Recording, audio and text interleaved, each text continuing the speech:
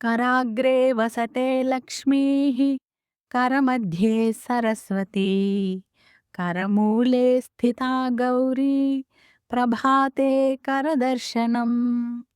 శ్లోకం యొక్క భావం.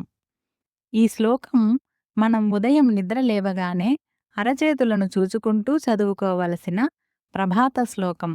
దీని అర్థమేమిటంటే, కరాగ్రే వసతే లక్ష్మీః, చేతి అగ్రభాగంలో అనగా వేళ్ల చివర సంపదకు అధిదేవత అయిన లక్ష్మీదేవి నివసిస్తుంది.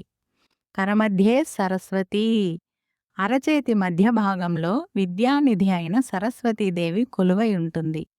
కరమూలే స్థితా గౌరీ, చేతి మూల భాగంలో అనగా మణికట్టు దగ్గర శక్తి స్వరూపిణి అయిన గౌరీదేవి కొలువై ఉంటుంది. ప్రభాతే కరదర్శనం, కాబట్టి ప్రతిరోజు ఉదయం నిద్ర లేవగానే మన అరచేతులను దర్శించుకోవాలి.